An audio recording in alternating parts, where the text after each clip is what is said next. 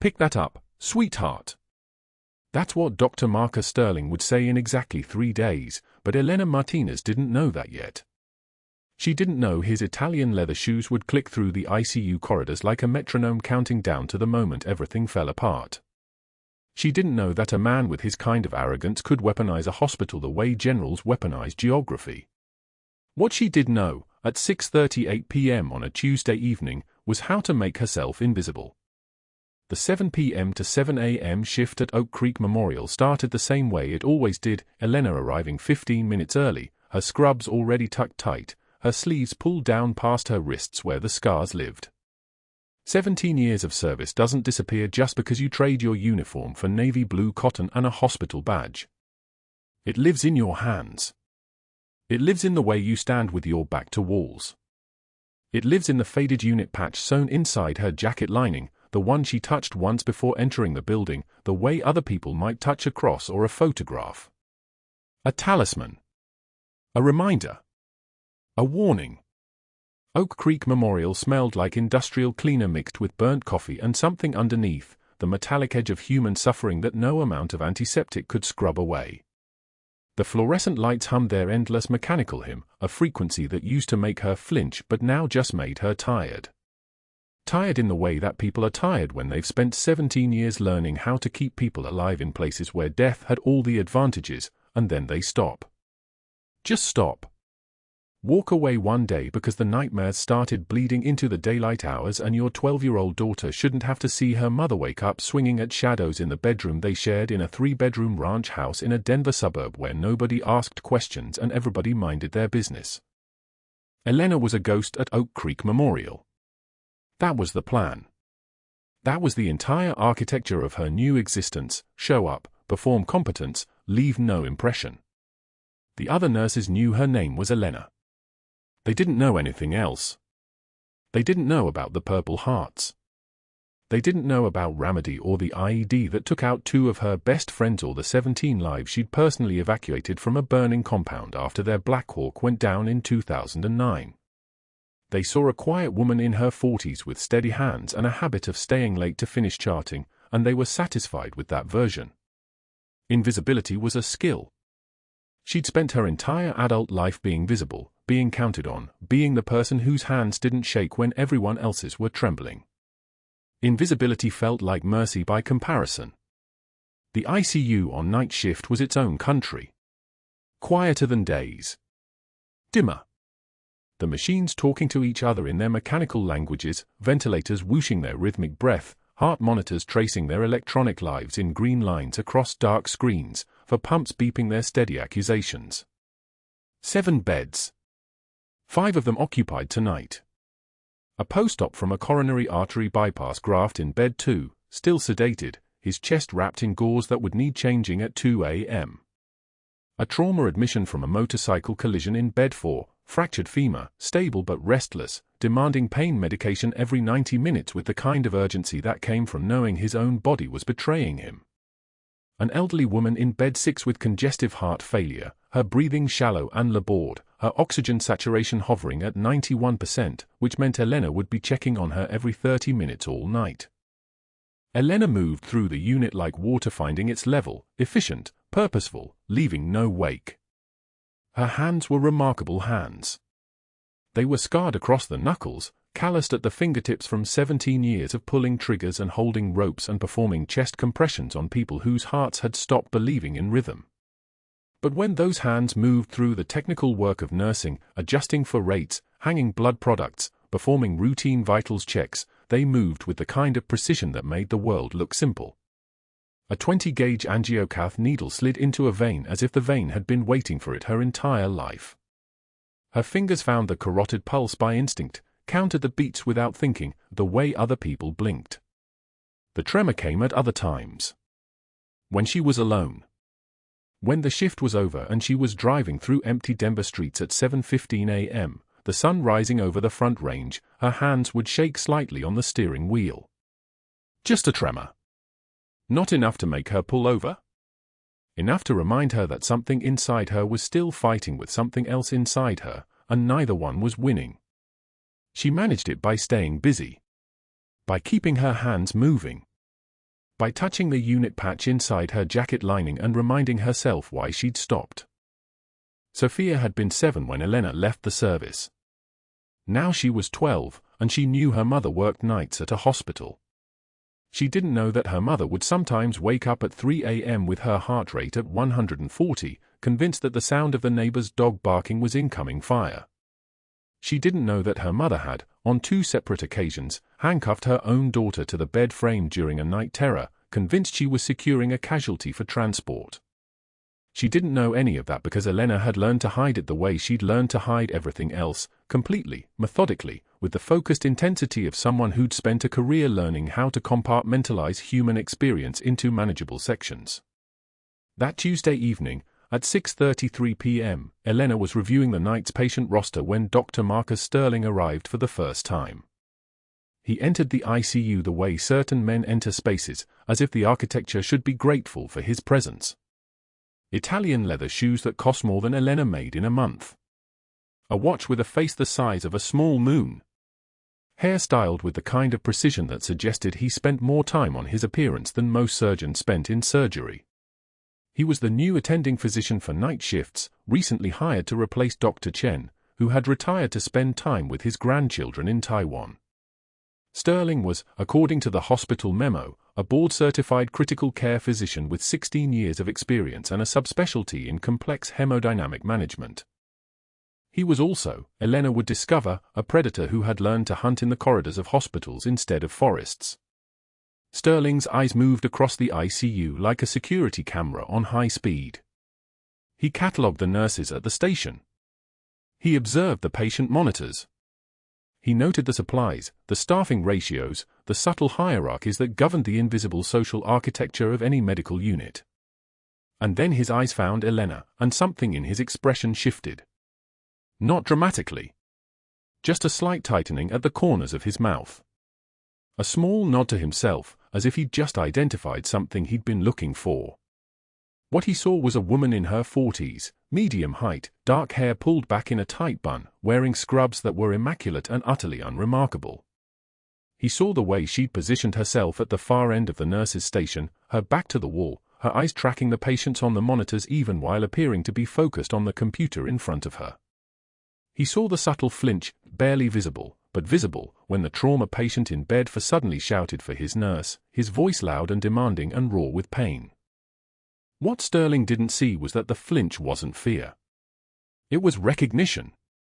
Sterling didn't see the way Elena's shoulders squared slightly when she heard that sound. He didn't see her take one measured breath through her nose, the kind of breath people take when they're recalibrating their nervous system. He didn't see her hands move to the keyboard and pull up the trauma patient's chart, her fingers flying across the keys with the kind of speed that suggested she'd done this 1,000 times before. He didn't see the small, practiced movement of her reaching into her pocket to touch something there, a patch, faded and worn, sewn inside her jacket lining, before she stood and walked toward the trauma patient's bedside. What Sterling saw was a quiet nurse who startled easily. A woman who kept her eyes down. A woman who dressed in a way that made her invisible, whose hair was pulled back so tightly it seemed almost punitive, whose scrub sleeves were rolled down to her wrists even though the ICU was warm and most nurses wore their sleeves rolled up to the elbows for practicality. He saw a woman who looked like she could be broken down by a raised voice and a public humiliation. He saw an easy target. He saw a way to establish dominance on his first night, to show the nursing staff that he was the kind of doctor who didn't tolerate incompetence or deviation from his particular vision of how things should be done. He didn't see Senior Chief Petty Officer Elena Martinez. Elena reached the trauma patient's bedside and her entire posture changed. The slight curve in her shoulders straightened. Her voice dropped into a register that was calm and steady and carried the particular weight of someone who'd spent 17 years speaking with absolute authority. "I know it hurts," she said to the patient. "You're doing great. Medication is in the fore now. Give it 60 seconds to take the edge off." Her hands moved to his full line as she spoke, checking the flow rate, adjusting the pump with a precision that was almost meditative. The patient settled. His breathing slowed.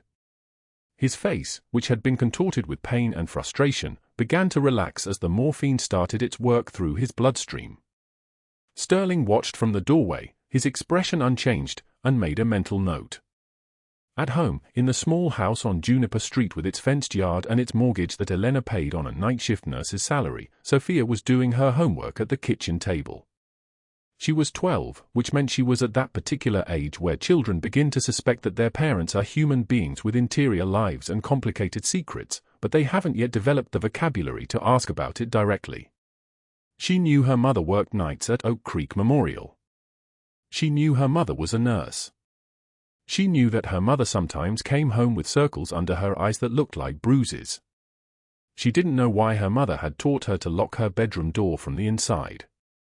She didn't know that the door lock was brand new, installed by a contractor 2 years ago, after the night her mother had come into her bedroom at 2 a.m. and tried to secure her for transport before snapping out of it with a sound like breaking glass.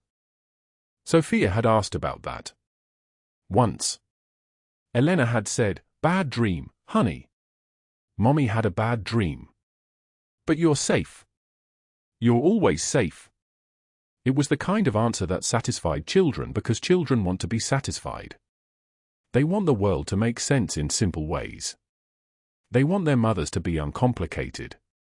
Sophia had never pushed deeper, and Elena had never offered more. That was the deal they'd made, the unspoken contract of their life together. Elena would protect her. Sophia would not ask what Elena needed protection from. Sterling, meanwhile, was settling into the attending physician's office on the 3rd floor of Oak Creek Memorial, reviewing the patient census and making plans. He had a particular approach to establishing himself in new positions. It was a proven system.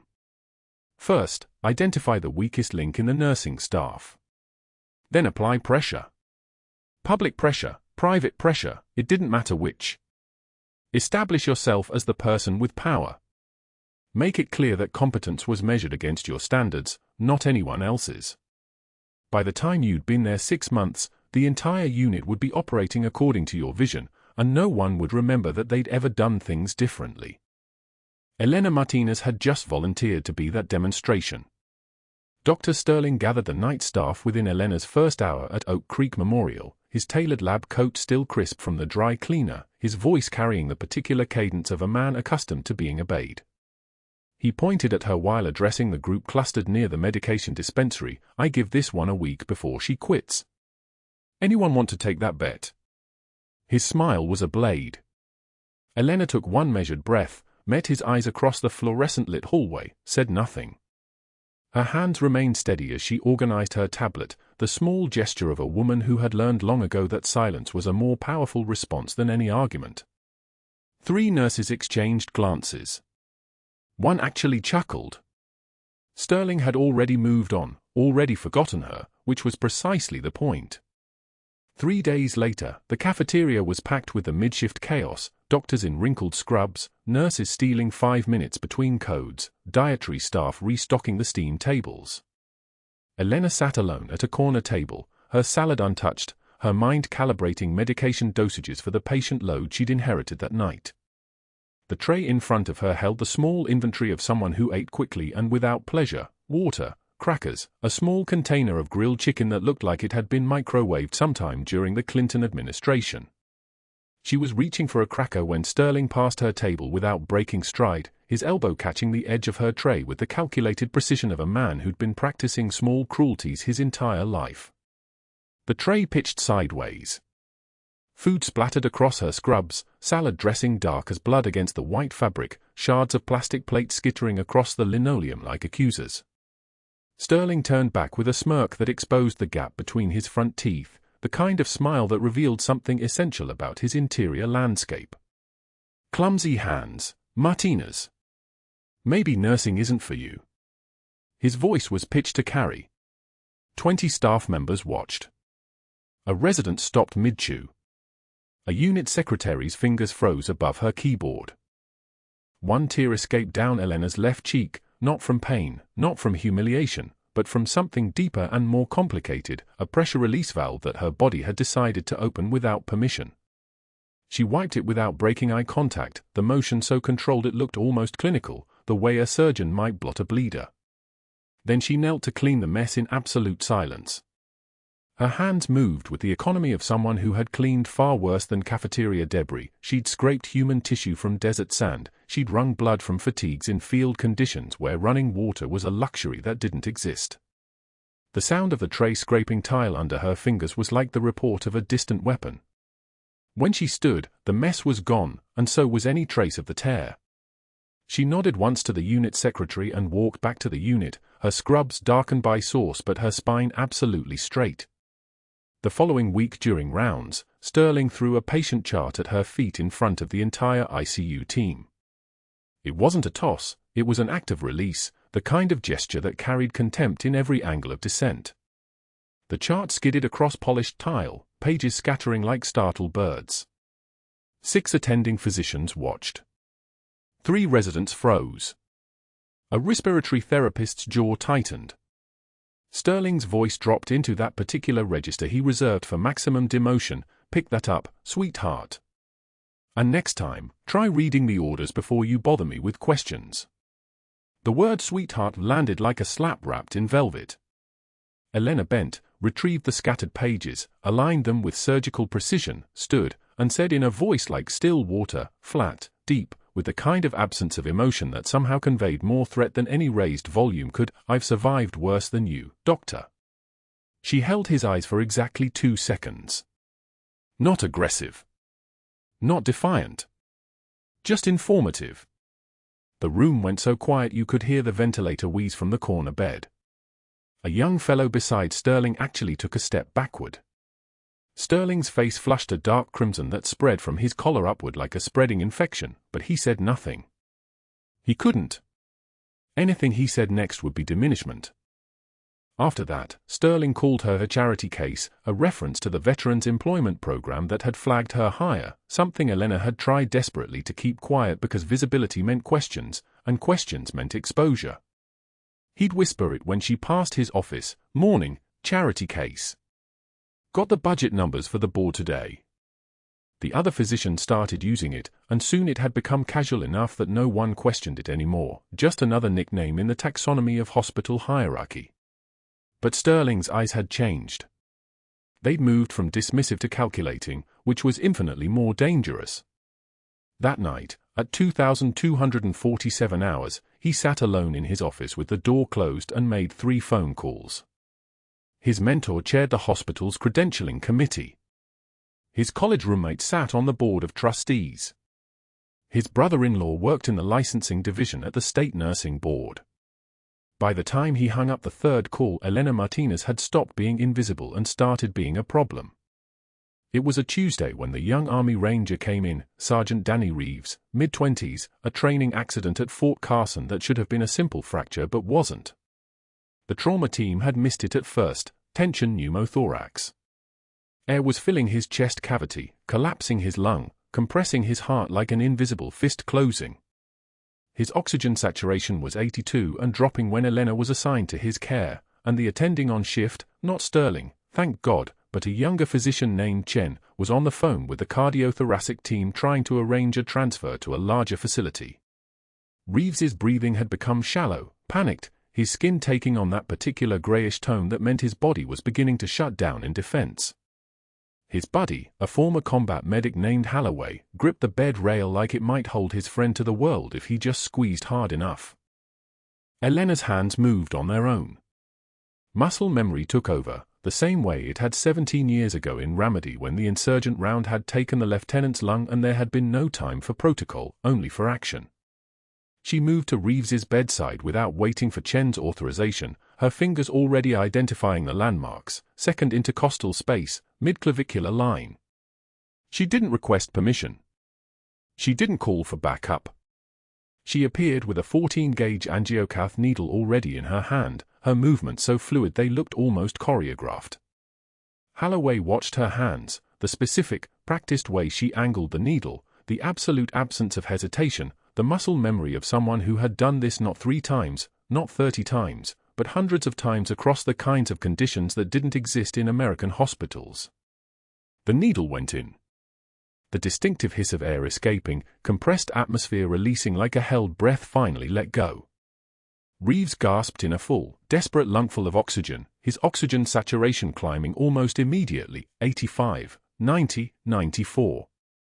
His color returned in real time, his breathing shifted from panic to merely rapid. Sinus rhythm re-established. Crisis arrested. Holloway's hand shot out and gripped Elena's arm so hard it actually hurt. "You served. I know that technique. Who trained you? Where?" His eyes had narrowed to something sharp and focused, the way a predator recognizes another predator standing on the same hunting ground. "That's not civilian procedure. That's combat medicine. He stopped, and something shifted in his expression, a slow dawning realization. "You're not just a nurse. Where the hell did you serve?" Elena's composure cracked for half a second, just half a second, barely visible, her eyes going distant, looking through Holloway to some other place, some other time. The faded unit patch was still sewn inside her jacket lining, still there where she'd put it 7 months ago, a thing she touched sometimes when no one was watching, a small anchor to the person she used to be. She didn't answer Holloway. She couldn't. The words would open doors she'd spent 18 months trying to lock permanently shut. Dr. Sterling appeared in the ICU doorway at that exact moment, phone in hand, his expression shifting from routine administrative focus to something predatory and sharp. He'd heard every word. His eyes moved from Holloway to Elena to the now stabilizing Ranger in the bed, and his jaw tightened in a way that meant calculations were occurring, hierarchies were being reorganized. "That was an unauthorized procedure, Martinez. We'll be discussing this," he said, his voice carrying a particular kind of menace that came from knowing he'd just acquired leverage. "Procedure was indicated," Elena responded flatly, her voice already back to its neutral register. "Patient saturation was critical. I had authorization under emergency protocols." It was technically true, but it was also incomplete, and Sterling knew it.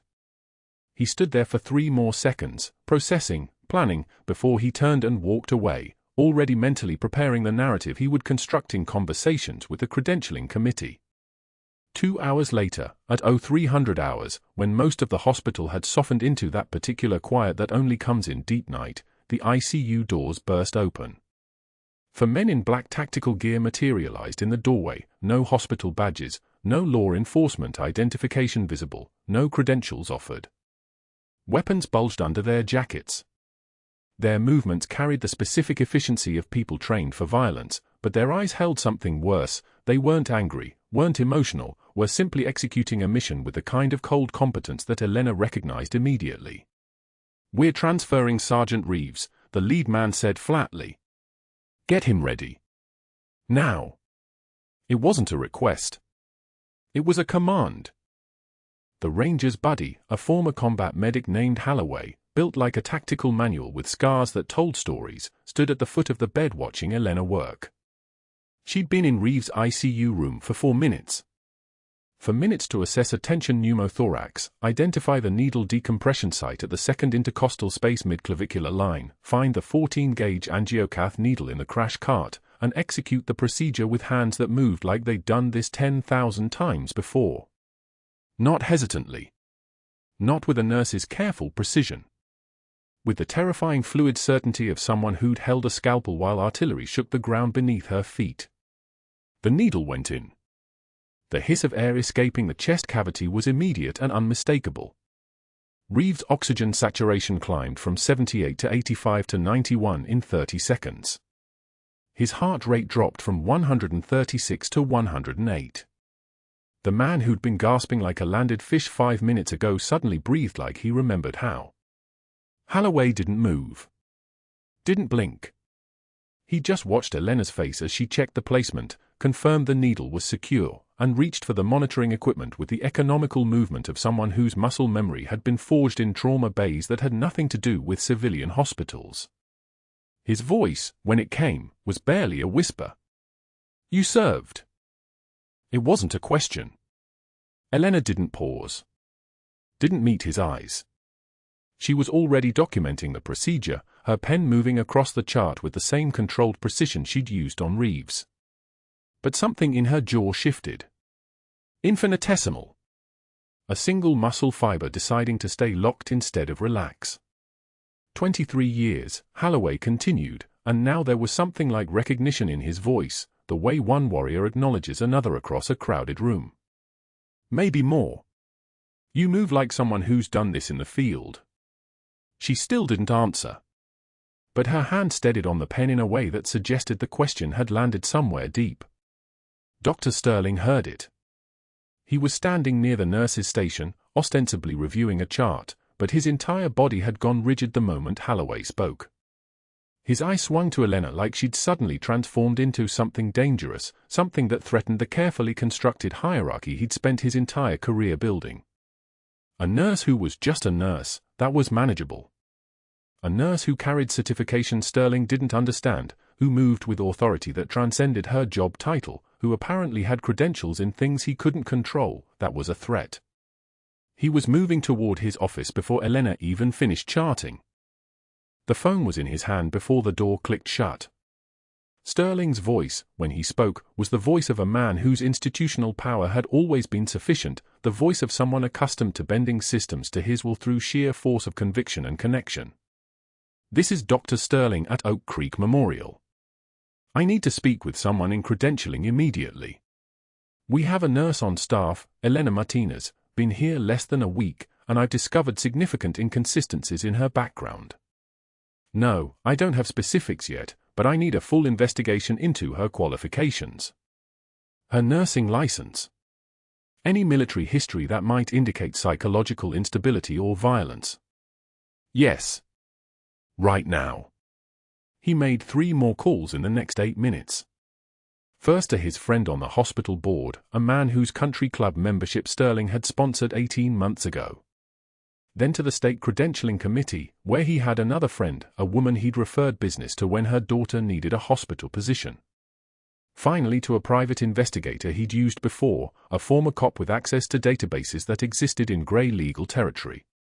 I want to know everything, Sterling said into the phone, his voice thin with barely suppressed rage. Everything. Where she came from, where she's been, who she is. And I want it fast. But that wasn't the worst part. At 2:19 a.m., 6 hours into Elena's shift, the ICU doors burst open with the kind of violence that turned the world into a single pinpoint of danger. 3 men in tactical gear, no hospital IDs, no badges visible, just black fatigues and weapons and the cold, efficient movement of people trained to take what they wanted. Behind them came 2 more. All of them moved like they owned the space, like the rules that applied to everyone else were obstacles rather than absolutes. The night nurse at the desk looked up. The sound that came from her throat wasn't quite a word. Army Ranger named Reeves, the lead operative said, and it wasn't a question, it was a command delivered by someone accustomed to obedience. 3rd ICU room on the left. We're taking custody. I'm sorry, you need to check in with, the night nurse started, her voice climbing toward panic. Elena was already moving. She had unconsciously decided to move. Her body had simply recognized the threat pattern and responded with the same automatic certainty that had carried her through Ramadi and the forward operating base outside Sanjin and 100 other places where hesitation was the same as dying. She was in Reeves' room in 4 seconds, positioning herself between the armed men and the bed with her hands still open, palms visible, everything about her posture screaming I'm not a threat but I will not move. You need to show me credentials, Elena said, and her voice had dropped into a register that wasn't quite commanding but wasn't quite deferential either, it was the voice of someone stating facts. And a physician's transfer order signed by his attending. Hospital protocol. I'm sure you understand. The lead operative stepped forward. Up close, Elena could see the tactical radio on his vest, the professional-grade weapon, the eyes that belonged to someone who'd been trained to see civilians as complications rather than people. He didn't slow down as he approached the bed. He's not medically stable for transport, Elena said, and now there was an edge to it, a note of authority that had nothing to do with civilian hierarchy and everything to do with the kind of certainty that came from having kept people alive in conditions where alive was measured in minutes. You move him now, his pneumothorax could shift. You'll kill him. I won't let that happen. The operative reached for Reeves for line. Elena grabbed his wrist. It was a reflex. 3 years of deliberate suppression, of quiet hands, of deferential posture, of choosing invisibility over the weight of who she actually was, shattered like glass in that moment. Her fingers closed on his wrist with the grip of someone who'd been trained to incapacitate, to control, to move people with the efficiency of a surgical instrument. Her voice, when she spoke, wasn't a request anymore. It was a command delivered by someone whose bones remembered what her uniform meant. I said no.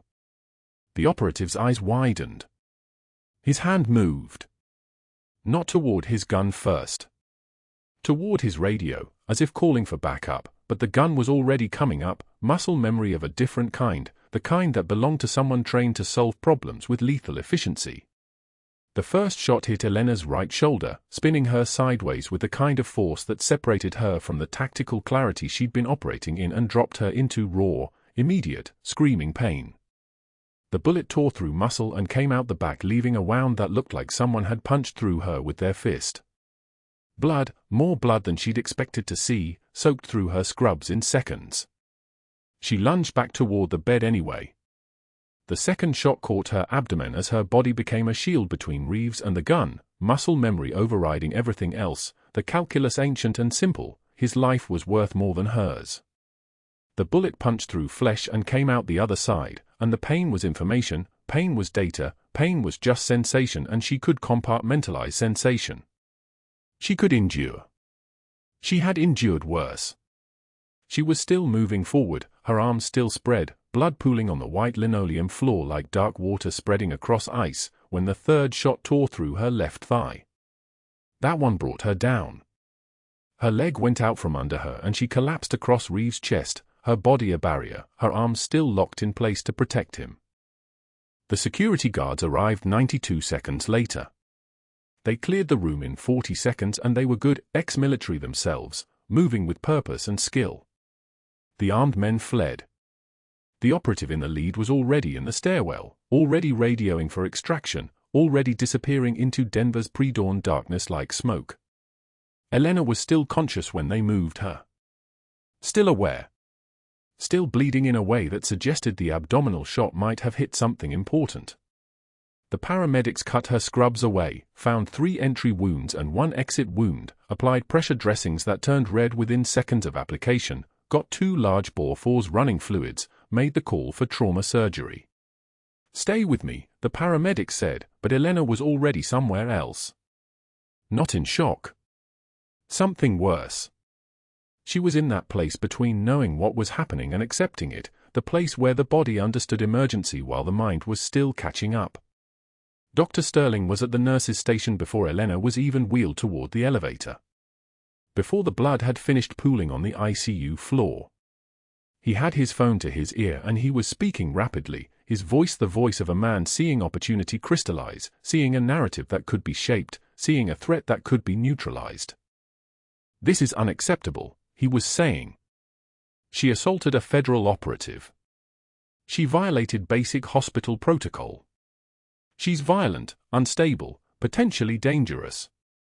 I want her terminated immediately. I don't care if she's in surgery. I want it documented. I want her personnel file flagged. I want her nursing license flagged statewide. She's a liability. By the time Elena was out of surgery, bandaged and sedated and intubated, a security guard was waiting outside her recovery room with a cardboard box. Her belongings. Her phone. Her locker contents. All of it packed with the kind of ritualistic efficiency that suggested someone had done this before, had made a career of escorting people out of institutions. Dr. Sterling said to tell you that you're done here, the guard said, and his voice was almost apologetic, almost sympathetic. Hospital policy. Violence in the workplace. You're terminated effective immediately. There's a disciplinary report being filed with the state licensing board. Elena tried to speak. The breathing tube made it impossible. Her eyes, the only part of her that could move with any certainty, looked at the box. At the guard. At the force stand beside her bed. She'd been fired in 6 hours. She'd been shot 3 times. And the man who'd orchestrated the investigation that made her vulnerable to tactical operators without warrants was already composing the narrative that would make sure no hospital in Colorado would hire her again. The quiet life she'd been building was over. But worse than that, much worse, was what was about to happen. Because Elena Martinez had just become something she hadn't been in 17 years. She'd become visible. She'd become a threat. She'd become a target.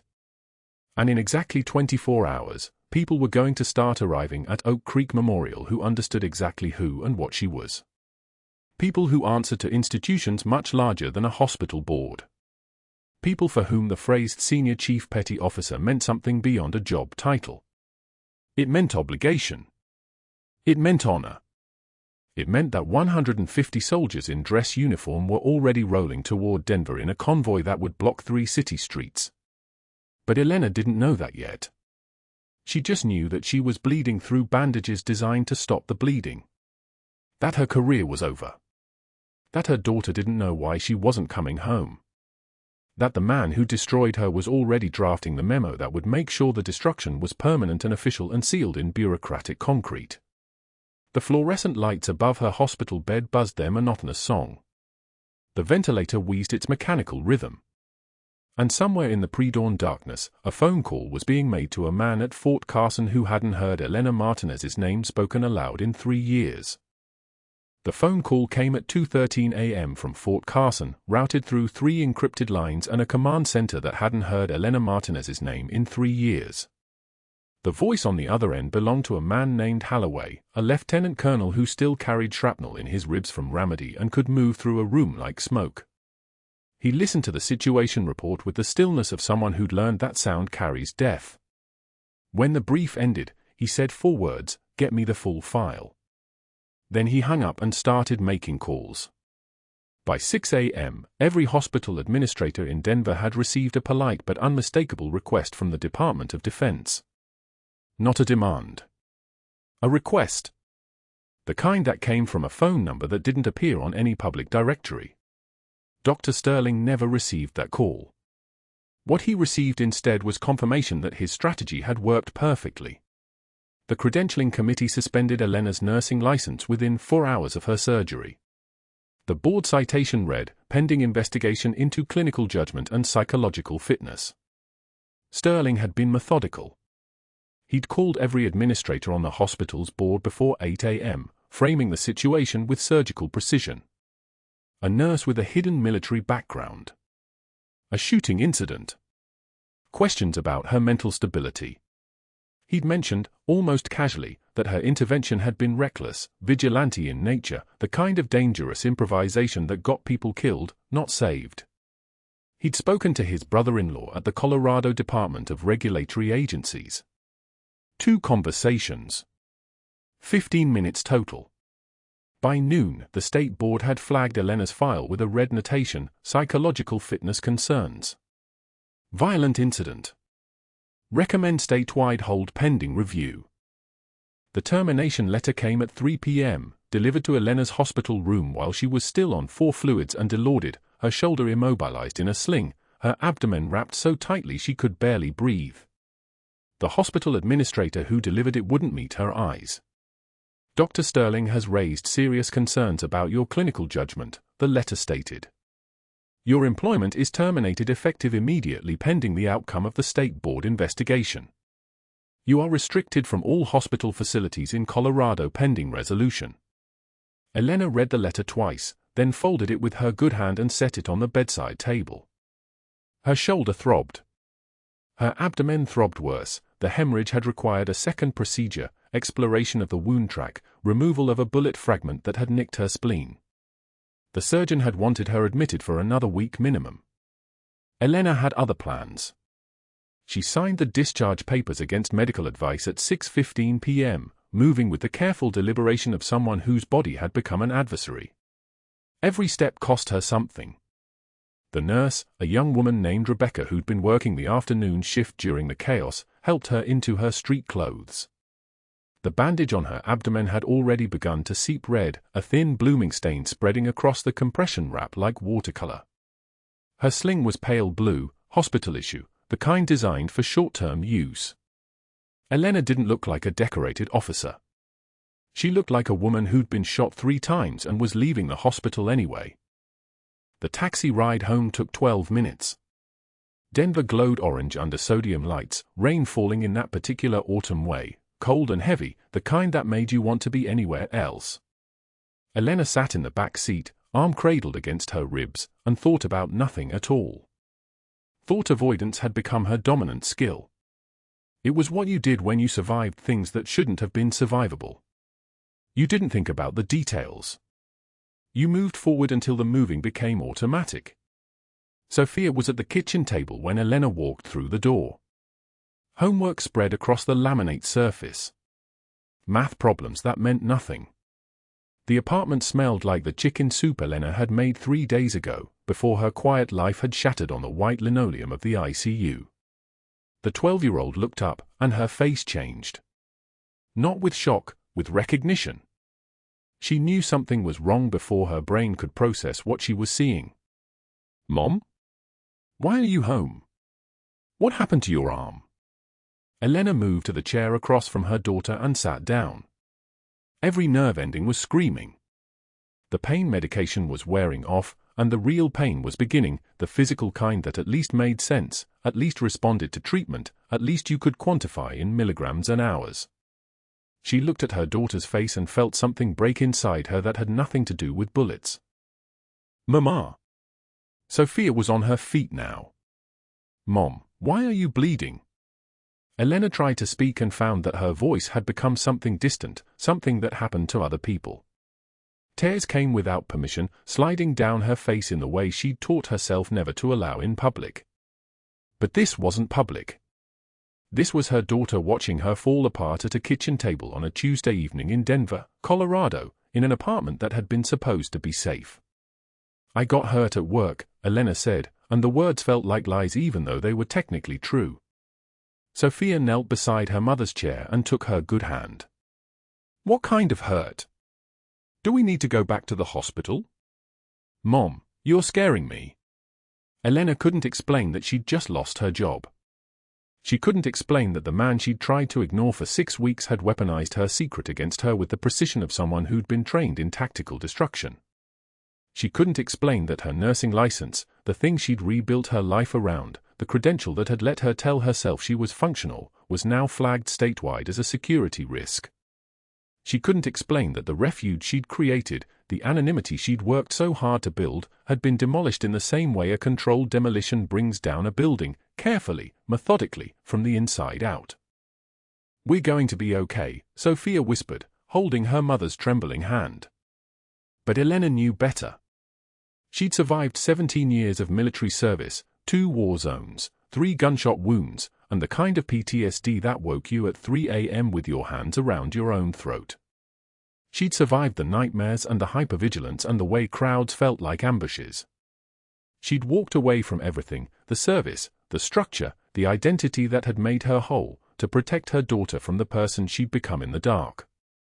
And now that man, that surgeon with his inherited privilege and his board connections and his absolute certainty that he could destroy anyone who challenged his dominance, had taken even that away from her. Rain hammered the apartment windows like applause at a funeral. Sophia kept holding her hand, asking questions Elena couldn't answer. The termination letter sat on the kitchen counter where Elena had left it, the hospital's letterhead visible in the overhead light. Senior Chief Petty Officer Elena Martinez had become invisible enough to hide from the world. But not invisible enough to hide from one man with a vendetta. She had no idea what was about to arrive at 0900 hours the next morning. No idea that the phone call made at 2:22 a.m. had triggered a sequence of events that would shake Oak Creek Memorial from its foundation.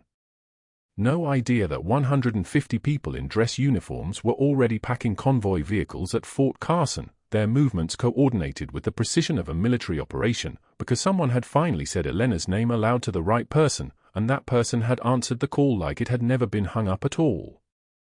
The rain kept falling. Sophia kept holding her mother's hand. And somewhere in the pre-dawn darkness, a convoy was loading up for a drive to Denver that would change everything. At 0900 hours, the convoy arrived like thunder. 17 vehicles, military transports, Black Hawks with rotors still spinning, command SUVs with tinted windows, blocked 3 city streets around Oak Creek Memorial.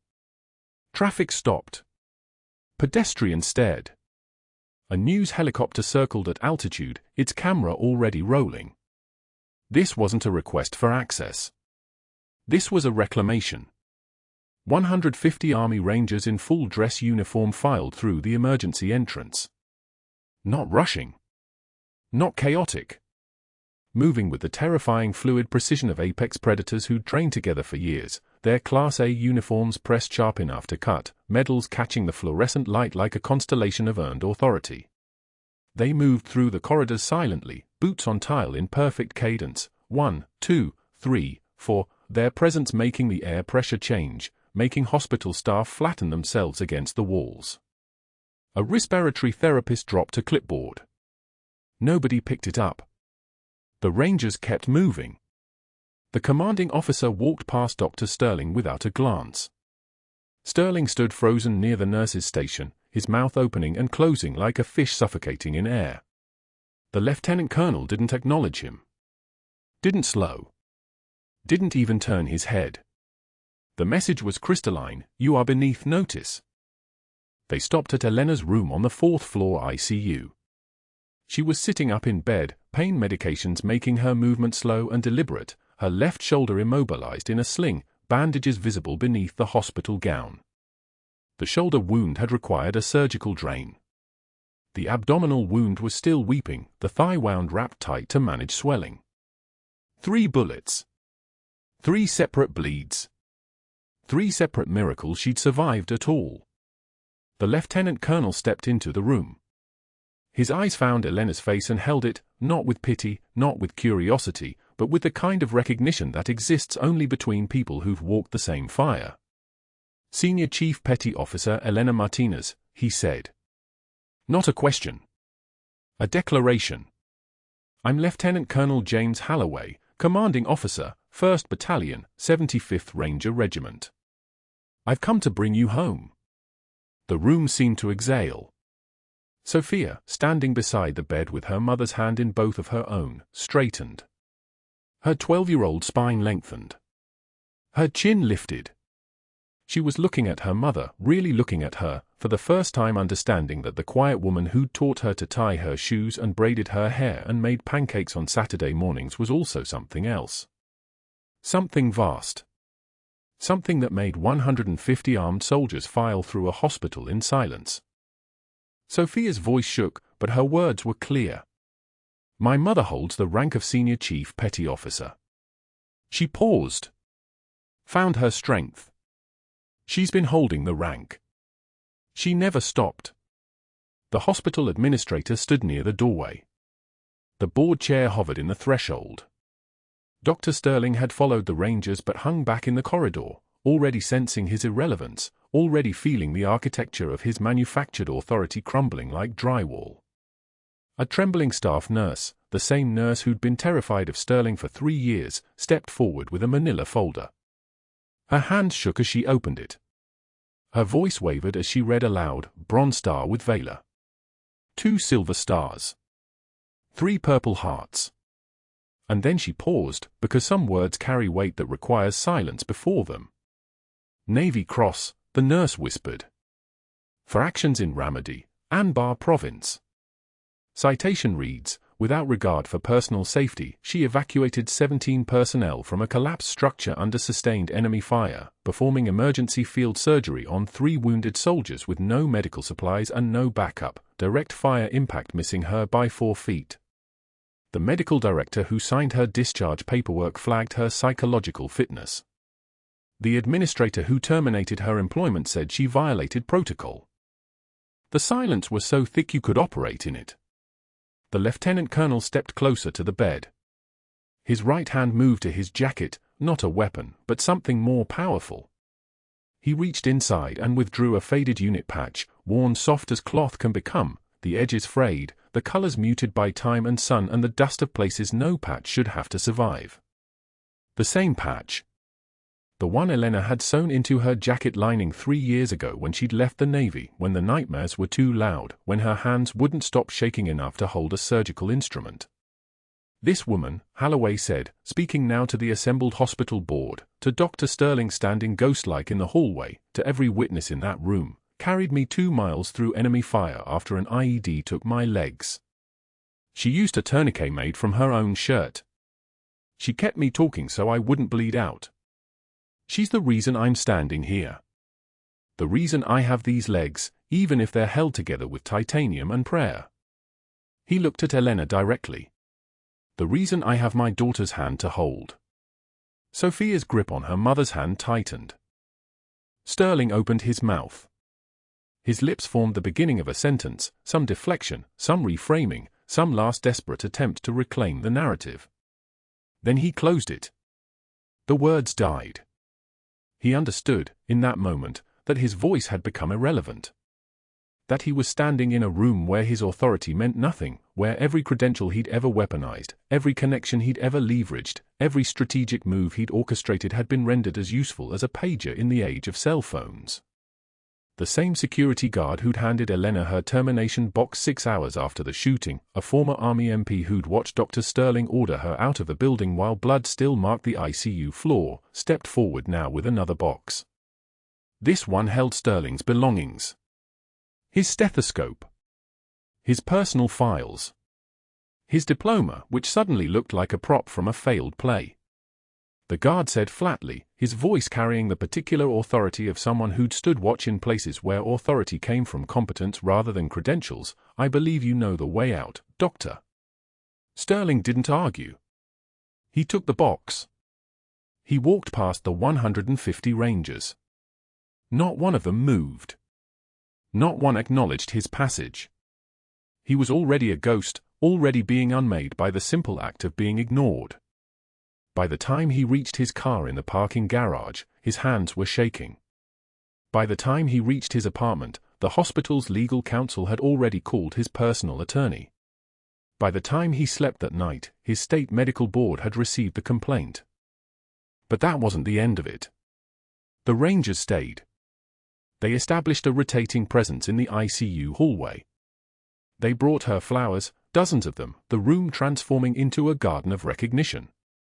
They brought cards signed by soldiers she'd trained, medics she'd saved, Rangers whose lives had been sutured back together by her hands. They brought Sophia snacks and military history books and treated her like what she'd become, the daughter of a legend. 6 months later, Elena stood in her navy dress blues, the first time in 3 years she'd worn them, at a ceremony in the hospital's main atrium. Her shoulder had healed. The scar tissue still ached in rain, but it held. Her abdomen had closed, the drain removed, the internal bleeding finally stanched. Her thigh bore a permanent limp that would fade into muscle memory. The scars themselves told stories about survival, about sacrifice, about the cost of standing between a patient and violence. The hospital had renamed their emergency department the Martinez Center for Emergency Medicine. The plaque read, with her photo in dress uniform and her decorations listed below it. 50 Rangers attended in dress blues, their medals creating a constellation of earned respect that made the civilian hospital staff look like extras in a play about competence. Sergeant Reeves, the Ranger with the tension pneumothorax, the one whose combat medic friend had seen Elena's hands and whispered, "You served," gave a speech from a wheelchair. His legs were prosthetic from mid-thigh down, and he stood anyway, because that's what Rangers did, what Elena had taught him to do. "This woman," he said, "shielded me with her own body. She took 3 bullets so I would live. When I got to Bethesda Naval Hospital, the first thing they told me was that my survival rate was 12%. 12% because of what this woman did in that ICU." He paused. "She's why I'm standing here. She's why my kids have a father." The lieutenant colonel presented Elena with a flag, one flown over Walter Reed, one that had covered caskets of Rangers who hadn't made it home, one that now belonged to her. Sophia stood beside her mother, wearing the faded unit patch pinned to her jacket, understanding at last the weight her mother had been carrying, the silence she'd been maintaining, the sacrifice of anonymity she'd accepted to heal. Through the hospital's front window, Elena could see across the street to the strip mall parking lot. Sterling was there, at a folding table, selling cut-rate insurance policies to people who'd never know he'd once held institutional power. His Italian leather shoes were scuffed now. His suit was 2 seasons old. He was already becoming a footnote to a story he'd tried to erase. Elena felt nothing about it. No triumph. No satisfaction. Just a quiet certainty that the universe, when given enough time, finds its own equilibrium. That some scales balance themselves. That evening, she gathered the emergency staff for the first trauma training session she'd run. The room was full of nurses, physicians, respiratory therapists, even Dr. Sterling's replacement, a careful man who listened more than he spoke. Before she began, Elena stood at the front of the room, still in her dress blues, and said simply, "Heroes walk among us. Sometimes in scrub saving lives in the dark. You don't need medals to be one. You just need to show up." The weight of those words settled on everyone who heard them. If you found Elena's story powerful, subscribe now for more stories of quiet warriors and institutional reckoning.